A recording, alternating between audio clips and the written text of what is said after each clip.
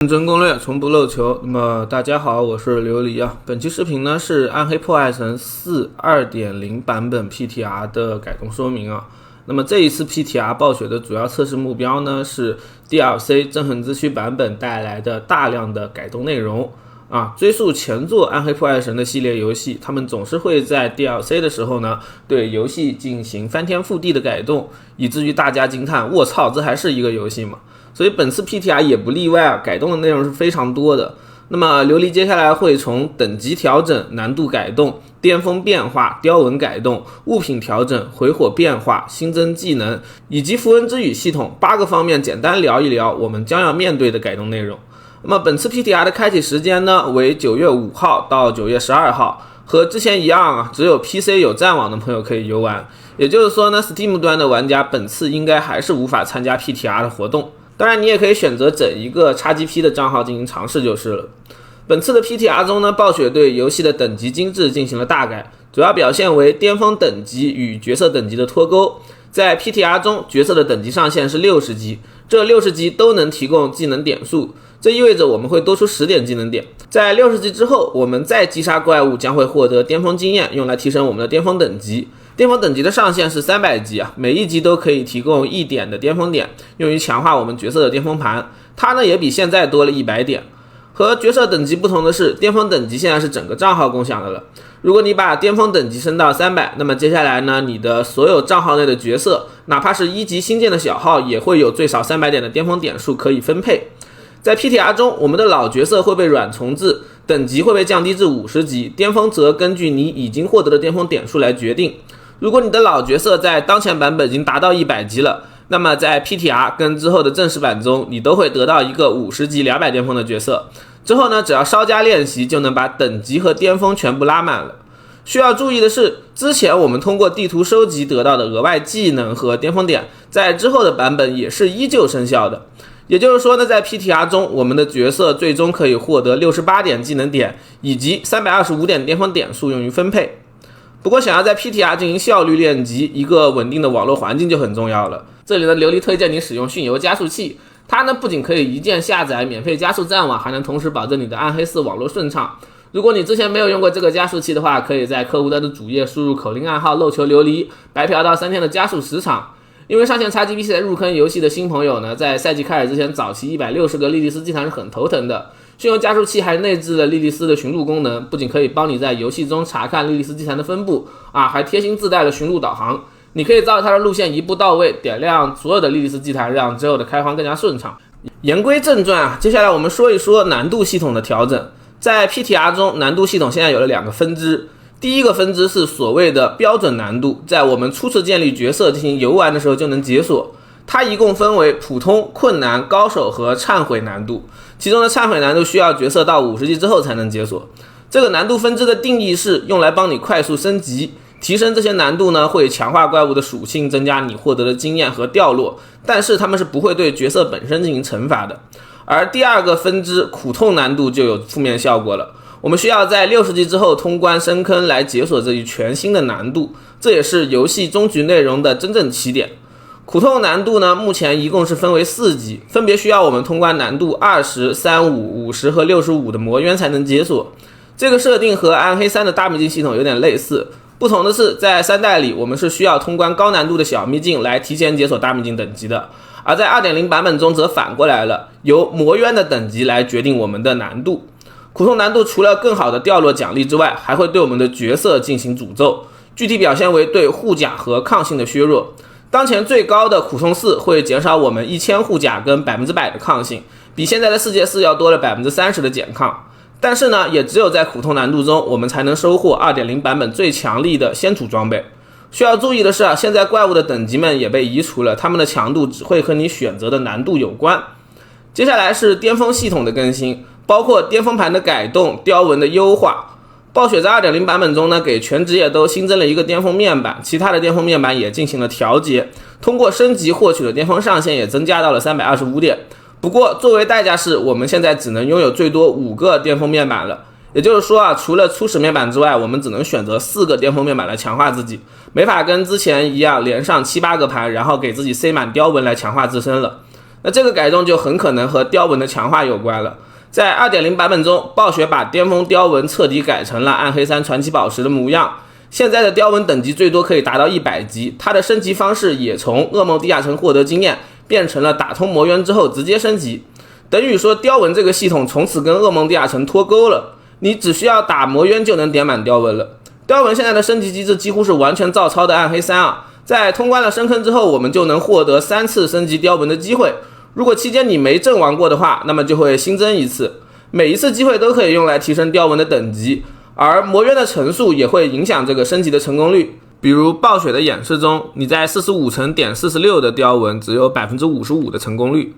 如果魔渊的层数比我们雕纹的等级高10级以上，那么升级就一定会成功，而如果他们的等级比雕纹每高20级的话，那我们就能在升级的时候额外升1级了。暴雪给出的例子中呢，不死通关3次30的魔渊就能把1级的雕纹升到18级啊。虽然他们在举例的时候出现了一些小小的数据错误，不过考虑到他们以往的数学水平，这也是很正常的。总的来说，就是你的角色强度越高，那么你的雕纹升级速度也就会越快。如果你能够和这个版本一样效率速刷101层的话，那么你把一枚雕纹点到100满级，估计也就1-2小时啊，期间你还不用再忍受噩梦地下城的痛苦了。等级的提升呢，除了带来基础数据的提升之外，还会额外的带来范围大小的增益。而不同的是，除了15级的等级扩充之外在45级的时候，雕纹还会额外提升一次范围大小，同时也会新增一条传奇属性。暴雪给出的演示视频中，提供爆伤的雕纹呢，在额外花费1500宝石碎片升级到45级之后，它除了范围增加之外，还额外增加了一条提高我们 20% 暴击伤害的橙色属性，这条属性也会受到雕纹等级的增幅。按照演示的数据来说，这个雕纹在满级之后范围内每5点的敏捷都能提供 83% 的爆伤，同时还会额外提升我们 42% 的暴击伤害。如此强力的雕纹数据，很可能就是暴雪最终决定巅峰盘限5的原因。除了巅峰和雕纹之外，装备系统也进行了改动。在 2.0 版本中，暴雪移除了装备的神圣品质，现在的装备只有普通跟先祖2个稀有度了。其中呢，普通装备的物品强度上限是750，角色在60级之后我们掉的所有传奇装备都是750的，这些装备最多只能升级4次了。而在版本更新之后，我们所有的旧装备都最多只有540的装备强度了，等于说 DLC 在改动之后我们现在的所有装备都作废了，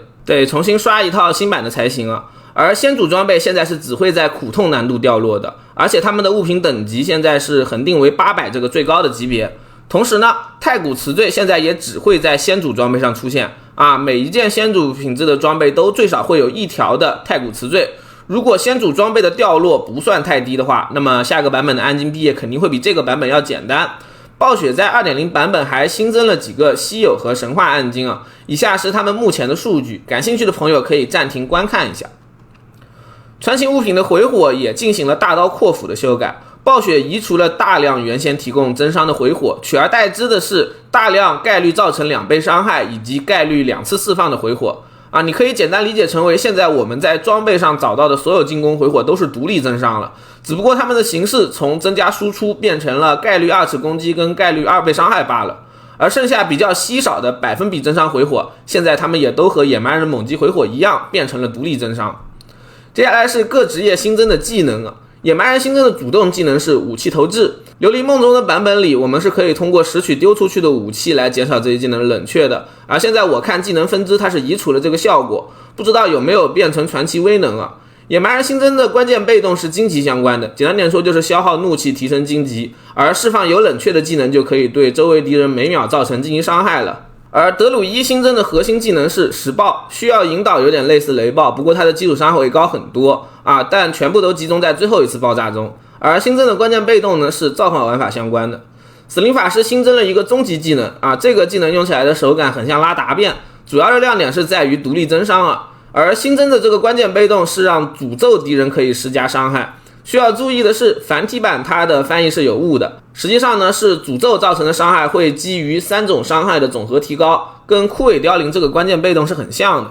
游侠新增了一个非常杂技的引导技能，这个技能对单体的输出是还算凑合的，但对群体的输出就有点很幽默了，不知道会不会更新相关的暗金跟威呢而新增的关键被动则是和灌注有关。法师这边新增的技能是魔宠，这个技能跟5月的版本没啥出入，不过彼时的暴雪是还没有加强召唤魔法精通这个被动的，以至于我跟沙耶聊的时候他给出了废物召唤的评价。但现在这个多出来的召唤魔法就很香了。而法师新增的关键被动和内测版出入是很大的，现在的这个被动呢还是叠层机制，叠满层之后会把我们的冰火电的 A 伤共享，比如说你之前的冰火电增伤分别是400、400跟500，那么启动之后都会统一变成1300，同时还会给法师提供增伤回蓝跟攻速。那即使没有与之配合的暗金和威能，这个关键被动的强度也是非常高的。最后是符文之语系统，这个系统会在9月7号之后才能在 2.0 版本的 PTR 中开放，在 PTR 结束之后就只有购买了憎恨之躯 DLC 的玩家才能使用它。这个系统呢跟暗黑2的同名系统神似而形不似，它们的内核都是通过装备上的镶嵌物组合来实现一些正常情况无法获得的增益，比如说其他职业的实用技能等等。而不同的是，暗黑4的符文之语需要满足条件才能提供增益，而且它只会给我们提供一项核心增益，而不是暗黑2那样给我们一大堆的属性。在 2.0 的版本中，符文是分为2种形式的，一种是用于创造祭品的仪式符文，另外一种则是消耗祭品提供增益的起护符文。这2个符文呢是必须组合起来才能构成符文之语的，也就是说我们得找2个相孔的装备，比如说胸、腿、双手武器，或者是新增了插槽的头盔。而符文之语的生效方式也非常简单，就是我们进行满足仪式符文的行为，充能触发起护符文就好了。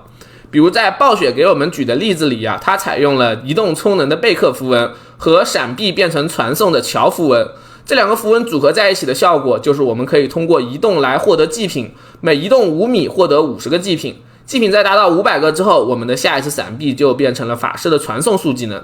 暴雪目前是提供了45个符文的具体效果，其中呢有7个用来充能的仪式符文，以及28个提供增益的起护符文。虽然看上去组合是非常多的，但实际上应用起来就是我们去找2个自己最需求的起护符文效果，然后再找2个自己比较喜欢顺手的触发用的仪式符文就好了。所以需要重点关注的就是起护符文带来的加成，而这方面暴雪做的是相当不错的。除了惯例的什么加暴击、加技能等级之外，我们还能从这些符文里获得不同职业的一些实用技能效果，比如说野蛮人的挑战怒吼和真伤的战吼，德鲁伊的大地壁垒跟石化，死灵的斩杀诅咒跟回血诅咒，游侠的暗影帷幕跟隐蔽，法师的传送术和冰冻星星等等。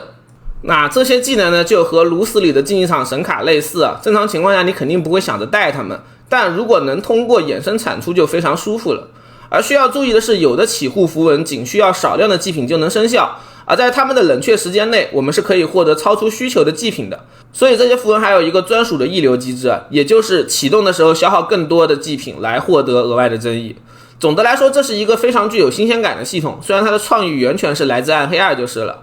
实际上这一次的版本改动中本身就含有了大量暗黑2和3的老系统的影子，比如我们前面提到的雕纹改动就跟暗黑3的传奇宝石几乎没啥区别了。看来经过了1年多的更新拷打之后，设计师终于发现想让游戏变得好玩，并不是用那些自己一掏脑门产生的自己都没有玩过几次的点子，而是直接使用前作的成熟的系统就够了。顺便一提暗黑3的军械库系统也要回来了，不过这个一键换装的系统不会在 DLC 的第一时间实装就是了，希望他们之后能多多进行这样的考古我是说更新吧。总之呢，以上就是 2.0 PTR 的简单介绍了。这2天黑猴打完，琉璃也会进行更细致的专门分析，就让我们下期视频再见吧。